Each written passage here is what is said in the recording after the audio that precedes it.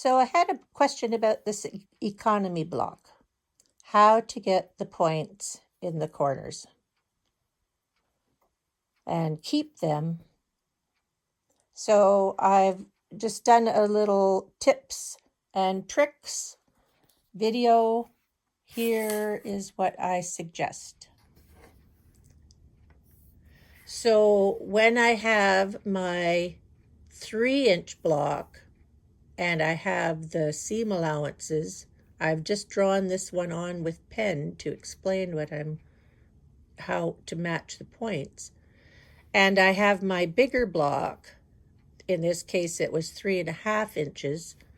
And I am going to cut that in diagonals to get 4 triangles, one to sew on each of the sides of the 3-inch block. So when I do that, I need to mark this point and that point and that point and that point, because when I cut these across, I want to sew these together, and this triangle has to be slightly longer than the place it's going to go on to.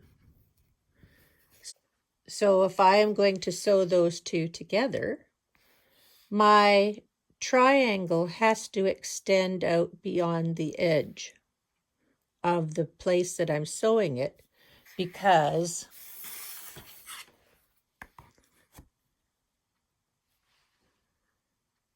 when I have my 1/4-inch seam, that's where I'm going to sew it. There's going to be a spot here, and there's going to be a spot here.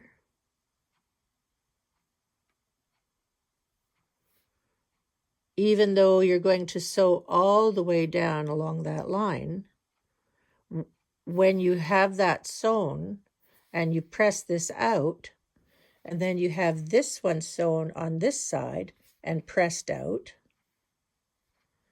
both of those triangles have to have the points extending beyond the original 3-inch block. Okay, so I'll sew that and press it and show you the next piece. So when you sew them, you want to have some fabric extending beyond the points here and extending beyond the points here. So when you put the little triangle on, the point here has to extend out beyond, and this area right here has to be inside, so that when you press it out, you are going to have enough seam allowance here for the next part to go on. So this is your key right here. You have to have this 1/4 of an inch here to be able to sew the next seam allowance on. So when this next one goes on here,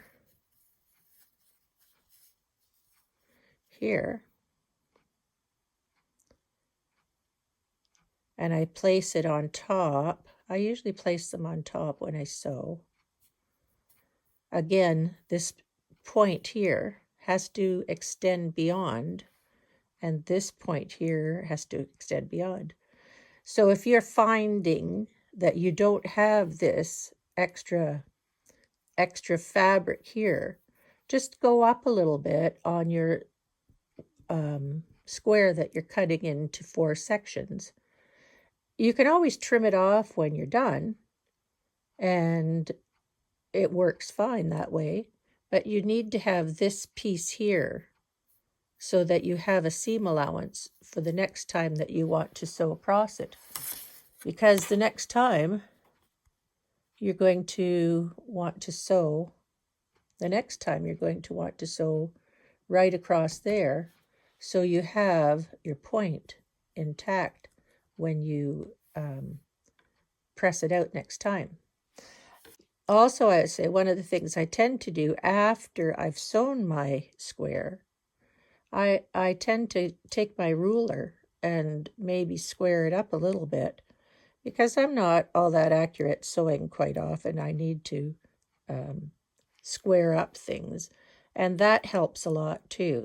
It makes sure I make sure then that I have the points that I want to sew next time around. And sometimes getting rid of these after I've got my square, just trimming those off, makes it easier to sew across the next time I have the next piece I want to put on for that. Um, it's fussy if you really want to get your points, that's for sure. You have to make sure that you have that extra bit. So if you're finding that your seam allowances aren't exactly perfect and you want to have that, just if you're using scraps, cut something a little bit bigger and make the corners and then trim it down. You'll always have your points in that case, and that would work. But sometimes, you have to think about the bias. Don't stretch it when you're sewing it, and just make sure that you have those extra little points in the corner. And likewise, when I'm sewing these together, everything on this pinwheel is a bias edge. So because I'm sewing it onto a piece of straight of grain fabric here, I can pin those two together and ease that one into this so that it's the same. And that way, when I've finished, all of these points do come together, and they tend to nest together a little bit better, and they look nice when they're nice and straight. But that's because this one, the pinwheel in this case, is bias, and this is a straight of grain. So I can make sure that they are going to nest together. So I hope that helps answer the question about matching points. I really like the precision. Whenever I'm making something, here's something else. It's a block of the month for my guild. It's nice to have things that come together and are matching up together.